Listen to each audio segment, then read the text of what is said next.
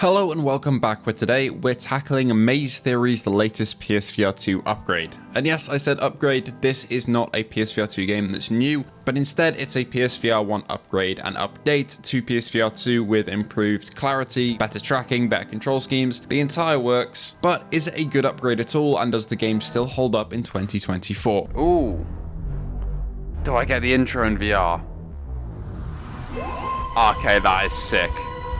That's really well done. Okay. This is one of the things VR was built for. It's so cool seeing the actual vortex it goes through in VR, man. And it's just like an episode. That's sick. Okay. I'm on board.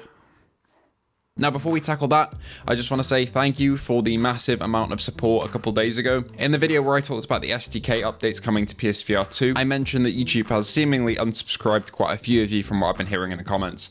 And from checking the analytics, which look like this from that day, this is the biggest day I've ever had in terms of people subbing, so it seems like that is accurate, so thank you all so much for the support on that day. It's been wild. But anyway, onto the topic of this upgrade.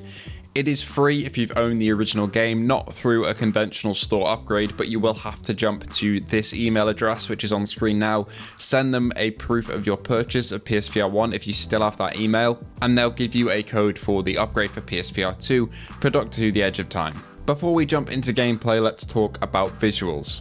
The game looks decent. If you played Peaky Blinders VR on PSVR 2, it looks similar to that post-patch. So okay, it's in the middling territories, there's a bit of aliasing to middle to far objects, but overall the game keeps its scale quite small in terms of the vistas you're given, aside from a couple of instances, so you don't really notice it too badly. It is reprojected at 60Hz to 120, so you do see that ghosting when smooth turning, and the options for smooth turn and smooth movement, and also movement speed, are all here in the accessibility, if that's something that you absolutely need, which I definitely do, so that was appreciated. But overall the visual presentation is fairly decent, it's okay. For the actual vistas that you're shown, it ranges from small rooms to massive vistas in the expanses of space, which are shown to you for a brief moment. Your world and countless others. So you've got to find those three pieces of Cyton, and let's get one thing absolutely straight.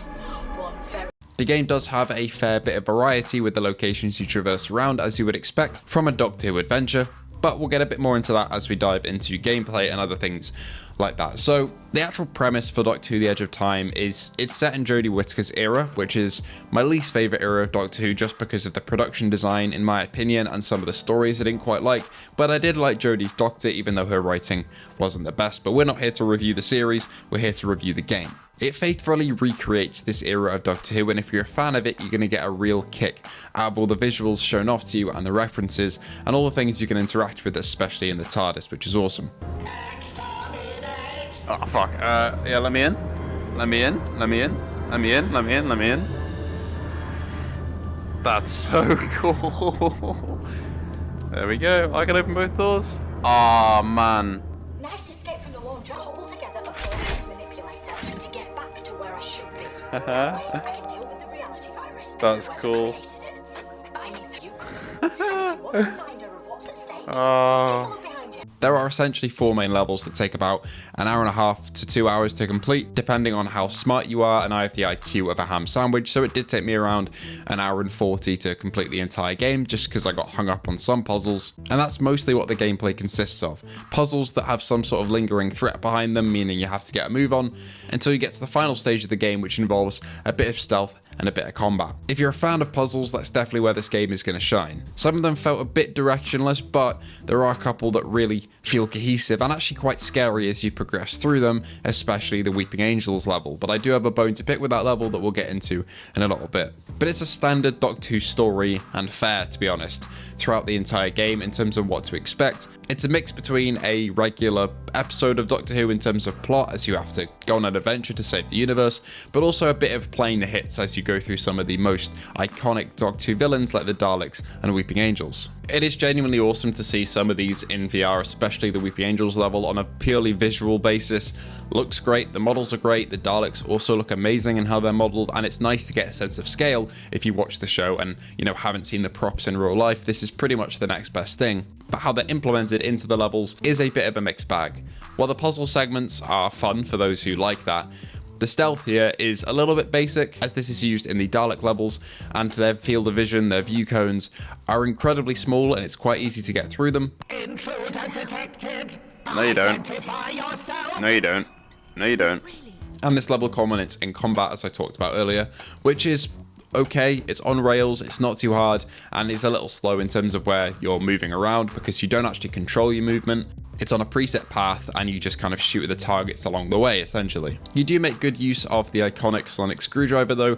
All the sounds and lights are here and it's activated with a press of the grip button. And as a fan, it is genuinely cool to hold these props and use them like the Doctor would or the companions would in the actual show. But again, if you're not familiar with it, you probably won't get too much out of this. Yeah. Yay, it's the worst looking sonic screwdriver ever. I love my Sonic. Oh, that's a cool mechanic.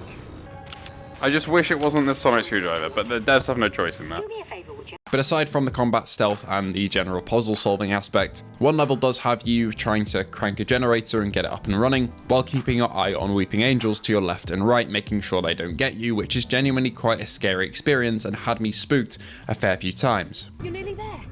Just hang on and the lift doors will open. Oh, fucking hell.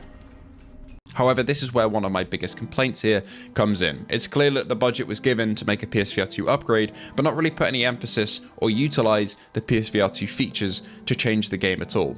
Of course, this is a straight upgrade, so maybe that shouldn't be expected, but it's such a missed opportunity that the eye tracking is not used in the Weeping Angel section. Instead, you just have to look at them, and as soon as they go out of your field of vision, then they move. What would have been so much more compelling is if the eye tracking was used for the enemy that actually moves when you blink in the show. It just doesn't make sense to me, aside from budgetary restrictions, which I'm assuming is the reason for this, that this PSVR2 feature was not utilized at all. In my opinion, that is a very big missed opportunity, although the level is still fairly scary. God, I hate having to turn around to pull the fucking thing. No, I'm trying to pull the thing. I'm trying to pull the thing. I'm trying to pull the thing. Okay, I'm just trying to pull the thing. It seems that a lot of the pop-in has been fixed from PSVR 1 as well, which is nice to see, although some of the environments here do look a little rough in terms of their presentation. It is an indie game affair, and if you've seen any gameplay, you'll know exactly what I mean. Your actual hand models are very polygonal, they don't really have any texture on them, they're just black. Some of the levels do look pretty great, but some of them do just have assets that you can see have been placed directly into the scene and not really meshed that well. And it's just lacking a sort of polish, but it is what you expect from the BBC Game Productions and Maze Theory with the budget that they have for the games. And they do try and push the boundary a little bit to show you some incredible stuff, while also acknowledging that their budgetary restrictions make it so that you're not going to have a massive polished adventure, say like Star Wars Tales from the Galaxy's Edge, which has, you know, Lucasfilm and Industrial Light and Magic behind it. As a fan of Doctor Who though, I genuinely had a good time here despite some of the issues and the flaws and some of the puzzles being slightly frustrating at times. Even though the story is short, I did enjoy it, and the references, the objects that you can pick up and everything you can interact with that are pulled directly from the show do make it a worthwhile experience for a Doctor Who fan, especially if you already own the PSVR 1 version. There's no reason to not go and grab the upgrade. Although I still do feel that there is a lot of potential for a Doctor Who VR game to push past this boundary and go for something even bigger and better. Anyway, those are my thoughts on Doctor Who The Edge of Time for PSVR 2.